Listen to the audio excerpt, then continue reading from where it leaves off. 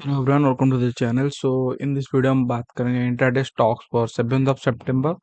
Also हम analysis करेंगे bank nifty and nifty for 7th of सितंबर। तो पहले निफ्टी देख लेते हैं।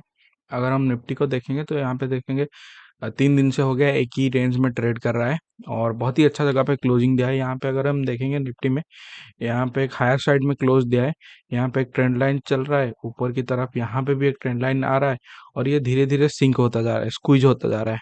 तो अगर ये कल भी ऐसे ही मूवमेंट करे, अगर कल भी साइडवाइज रहे तो हमें थर्सडे के दिन एक अच्छा मूवमेंट दिखने के लिए मिल सकता है। या तो ऊपर ऊपर के साइड अगर दिखने मिल सकता है या डाउन साइड दिखने मिल सकता है। तो हम कल फिर भी प्लान कैसे करेंगे, अगर निफ्टी इस रेंज रेंज के अगर 17,770 और 17,650 इसके अंदर कहीं पे भी अगर खुलता है तो हम उसे वेट करेंगे, हम इसे टच नहीं करेंगे। अगर ये 17,770 के ऊपर जाता है तो हम इसे परचेस करेंगे। और उसके अंदर कहीं पे भी रहता है हम इसे परचेस नहीं करेंगे।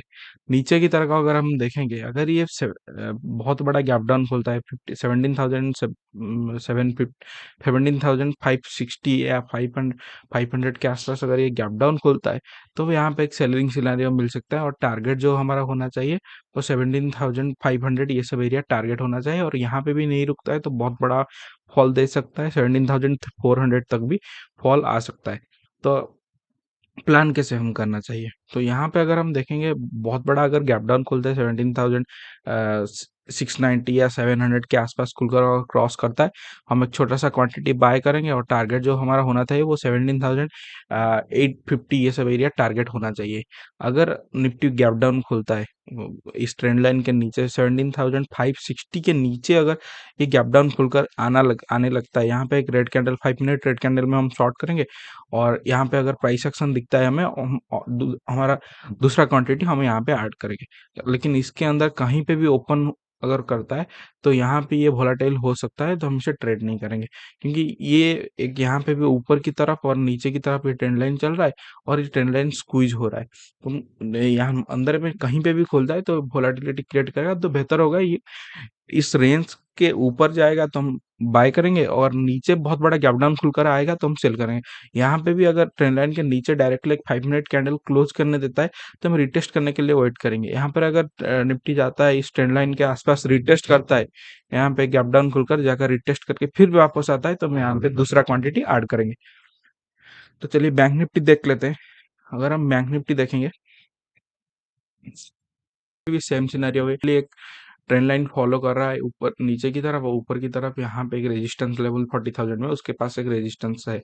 तो हम बैंक निफ्टी को प्लान कैसे कर सकते हैं, अगर बैंक निफ्टी को कल यहाँ पे एक नेगेटिव कैंडल बनाता है तो हम वेट करेंगे, यहाँ के नीचे अगर ये निकलता है तो हम हाफ क्वांटिटी शॉर्ट करेंगे।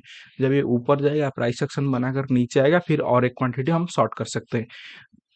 अगर बैंक निफ्टी कल यहाँ पे 40,000 से लेकर 39,600 के अंदर कहीं पे भी खुलता है तो यहाँ पे हम वेट करेंगे, कहीं से ये जाने देंगे। 400 पॉइंट इसके लिए एक वोलाटिलिटी जोन होगा, क्योंकि 39,600 में एक सपोर्ट है, 40,000 में एक रेजिस्टेंस है, और ये इसके नीचे कहीं पे भी अगर खुलता है तो ये थोड़ा वोलाटिलिटी क्रिएट करेगा। जब भी 39,600 के नीचे अगर ये निकलता है तो हमें यहाँ पे अगर नेगेटिव कैंडल बनाता है और उसको ब्रेक करता है तो हम एक छोटा सा क्वांटिटी शॉर्ट कर सकते हैं। और फिर ये जाकर अब नीचे की तरफ बनाएगा, हम और एक क्वांटिटी शॉर्ट कर सकते हैं।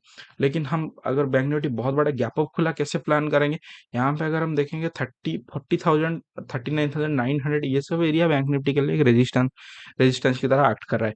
अगर बैंक निफ्टी बहुत बड़ा गैप डाउन खुलता है और यहाँ पे आकर यहाँ पे एक पॉजिटिव कैंडल बनाता है और उसको ब्रेक करता है तो हम इसे प्लान कर सकते हैं। लेकिन 40,000 से लेकर 39,700 के बीच कहीं पे भी अगर खुलता है तो हम इसे इग्नोर करेंगे और ट्रेड नहीं करेंगे। तो अगर ये यहाँ पे कहीं पे भी 40,000 से लेकर 39,700 के बीच अगर एक दिन रह गया तो हम एक्सपायरी के डेट में हम एक अच्छा मूवमेंट देख सकता है, क्योंकि 3-4 दिन हो गया बैंक निफ्टी जिगजैग मूवमेंट कर रहा है, कहीं पे ऊपर की तरफ जा रहा है लेकिन बहुत स्लो एंड स्टडी जा रहा है। तो यहाँ पे अगर हम देखेंगे यहाँ पे एक पैटर्न बन रहा है और ब्रेकआउट हो सकता है। अगर कल के दिन अगर यहाँ पे रह जाता है, इसके अंदर कहीं पे भी रह सकता है तो हायर साइड में रह जाता है तो ये ऊपर की तरफ ब्रेकआउट दे सकता है, नीचे की तरफ ब्रेकआउट, तो हमें एक बहुत अच्छा ट्रेंड मिल सकता है।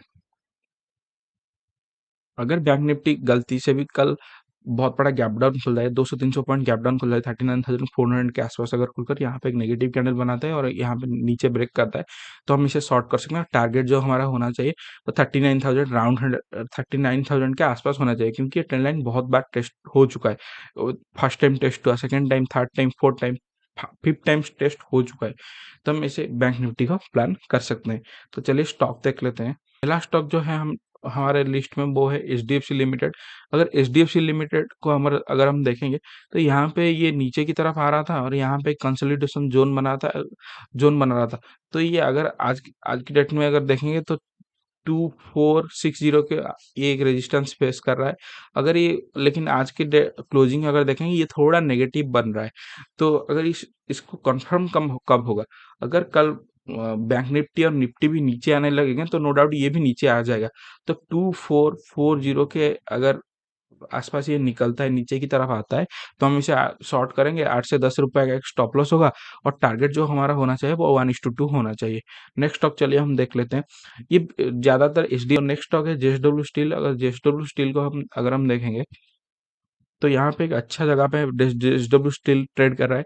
यहाँ पे एक रेजिस्टेंस फेस किया, फिर ऊपर आया, यहाँ पे कंसोलिडेशन जोन बनाया, फिर ऊपर गया और ये देखेंगे 685 के नीचे आसपास यहाँ पे एक रेजिस्टेंस फेस कर रहा है। अगर ये 685 के ऊपर निकलता है कल, हम 3 से 4 रुपए का स्टॉप लॉस देंगे और टारगेट जो हमारा होना चाहिए वो 700 डायरेक्ट होना चाहिए, क्योंकि ये 700 राउंड लेवल है, ये टच करने की कोशिश करेगा। तो अकॉर्डिंग टू मूवमेंट हम ट्रेल करते रहेंगे। लेकिन अगर एनीथिंग गैप डाउन 60-80 या अगर 4-5 रुपया गैप डाउन अगर खुलता है, तो हम इसे इग्नोर करेंगे, ट्रेड नहीं करेंगे। तो चलिए नेक्स्ट स्टॉक देख लेते हैं। अगर नेक्स्ट स्टॉक अगर हम देखेंगे, तो नेक्स्ट स्टॉक है सन फार्मा। अगर सन फार्मा को अगर हम देखेंगे, तो यहाँ पे एक अच्छा प्राइस पैटर्न में अगर दिख रहा है, यहाँ पे एक सेलिंग का प्रेशर था, फिर यहाँ पे ब्रेकडाउन हुआ और यहाँ पे कंसोलिडेशन जोन बनाया और यहाँ पे अगर हम देखेंगे एक डब्ल्यू पैटर्न बना है। यहाँ पे अगर हम दिख रहा है कि सेलिंग बहुत फास्ट होता है और बाइंग थोड़ा सा धीमे चलता है, धीरे धीरे बाइंग होता है। तो अगर हम देखेंगे 690, 890 इसके लिए एक रेजिस्टेंस की तरह एक्ट करा है। अगर ये 890 के ऊपर निकलता है, तो 900 राउंड लेवल ये टच करेगा, टच करने की कोशिश करेगा, क्योंकि यहाँ पे अगर हम देखेंगे, जितने लोग भी यहाँ पे सेल किए होंगे, यहाँ पे 900 लेवल इनके लिए एक स्टॉप लॉस प्लेस बन जाएगा। तो यहाँ पे अगर ये निकलता है, तो 900 श्योर, इसको 900 टच टेस्ट कर सकता है। तो 890 के ऊपर हम प्लान कर सकते हैं। 3 से 4 रुपए का स्टॉप लॉस देंगे और टारगेट जो हमारा होना चाहिए वो 1:2 होना चाहिए। नेक्स्ट स्टॉक चलिए देख लेते हैं। नेक्स्ट स्टॉक है कोटक बैंक। कोटक बैंक अगर हम देखेंगे, तो यहाँ पे ये 1900 के ऊपर एक ब्रेकआउट दिया था, लेकिन ये सस्टेन नहीं कर रहा है। अगर हम देखेंगे, तो ये ब्रेकआउट तो दिया, लेकिन अगले दिन ही एक रेड कैंडल बनाकर ये पूरा जो कैंडल है इसको अगर हम देखेंगे कवर कर दिया। तो हम इसे प्लान कर सकते हैं। अगर कल बैंक निफ्टी भी नीचे आने लगेगा, अगर ये बैंकिंग स्टॉक है, तो ये भी नीचे आने लगेगा। तो अगर हम देखेंगे यहाँ पे, तो 1910 के नीचे हम एक छोटा सा क्वांटिटी शॉर्ट कर सकते हैं। और ये अगर 1900 को ब्रेक करता है, तो और एक क्वांटिटी हम शॉर्ट कर सकते हैं। और टारगेट जो हमारा होना चाहिए वो 1880 या 1:2 टारगेट हम रख सकते हैं, ट्रेड कर सकते हैं। तो आज के लिए बस इतना ही। अगर आपको वीडियो अच्छा लगा तो लाइक करो, शेयर करो, सब्सक्राइब करो। अगर कमेंट करते रहो, क्योंकि कमेंट से मुझे फ्यूचर टॉपिक के बारे में पता लगेगा। तो हैव ए नाइस डे।